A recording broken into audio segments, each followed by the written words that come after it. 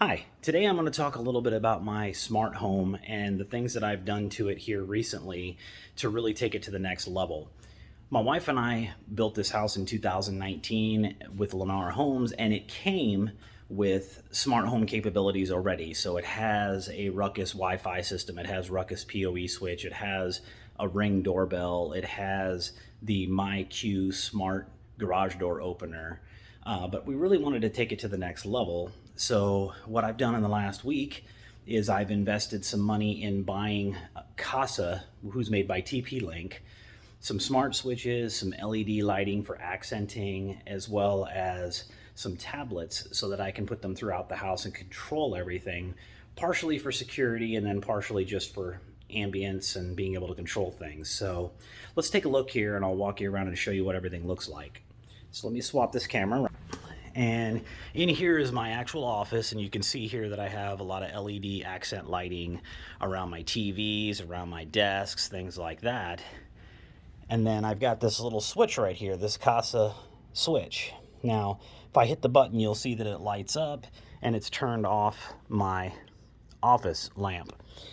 Now, on the tablet here, I can double tap this and you can see that I've got controls set up for all of my lighting, my office lighting, and then individual switches for my lighting. If I swipe, I also have all of my other rooms where I have switches or groups set up as well. So if I go in here and I hit off, it turns off everything except my lamp, and that's because in this particular office, I primarily use my LED accent lighting for work, and I don't generally have the lamp on unless I need to turn it on for security purposes. But I also have these lights here in like my wife's office, in her little art office. I have a similar setup where I can just click the button to turn the light off, click it to turn it back on, and we go from there. I have another one right here. And then if I come in here into her office, you'll see she also has the accent lighting as well as an office lamp. So if I come in here and I set hers to off, it turns off her office light. And then I can turn off her desk light.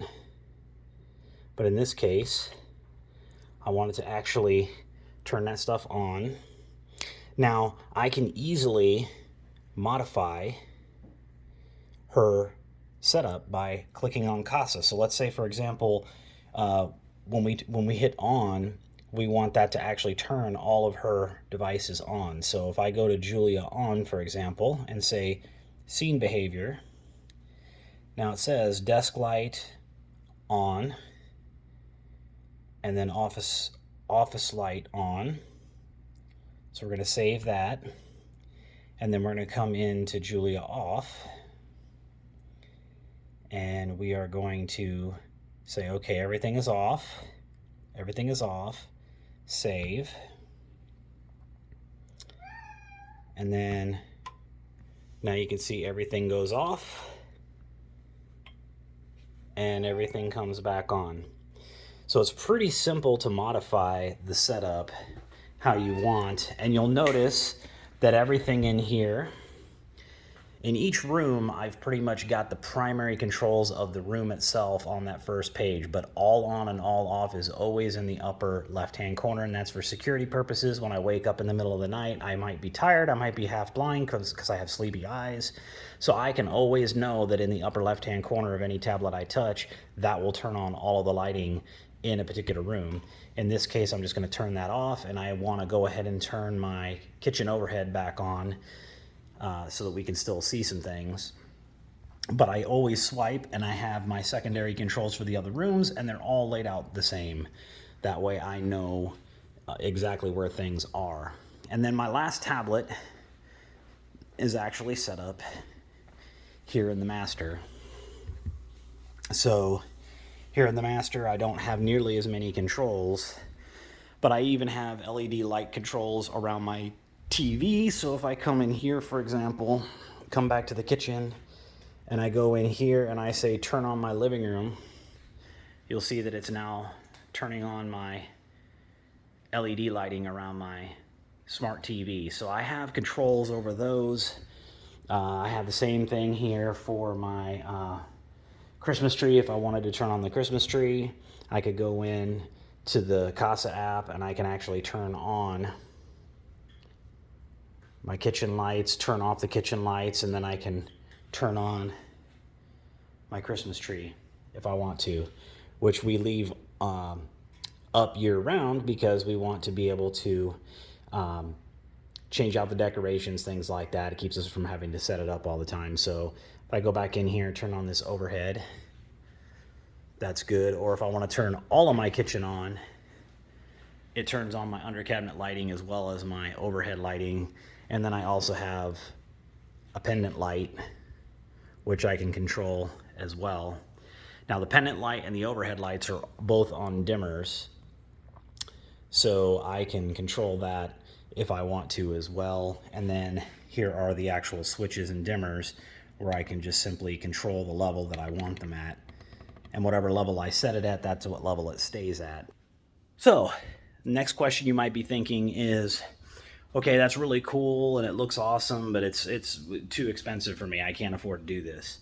So that's the great news. TP-Link Kasa is very cost effective. So I was able to get 12 of the standard smart switches and 2 of the smart dimmers, as well as these 4 tablets, which are Samsung A7 Lite tablets, plus all the cabling, plus these USB-Cs, these transformers that basically they just clip in, they're surge protected, and it gives me a USB-C outlet, plus these little media mount cups, and the magnetic removable components. So I can just stick this on and run this through the wall, and it's just magnetic, so I can remove it and use it if I need to use it in the house.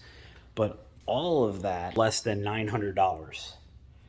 And then I paid an electrician to come in and professionally install here. So they came in and they pulled everything out and rewired and put the switches in and everything, because I'm not a certified electrician and I don't want to have any safety issues with or power arcing. So always make sure if you're doing it, unless you're a certified electrician, that you pay a professional to come in and do it. I used Thumbtack to hire my electrician, and they only charged me $180 to go ahead and wire everything up for me.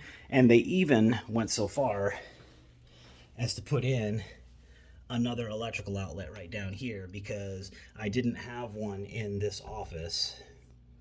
So I wanted to make sure that I had power right there, so I didn't have to run a bunch of wiring and stuff. Now there's other ways you can do it. You can have that USB power adapter put in the wall, and you can have all that hidden if you want to. But for DIY projects, if you really want the executables, it's a nice setup for the price you pay. Now, again, all told, I was at $1,000 and I was able to get all of this work done and get everything set up, and now I have full control for multiple rooms in the house.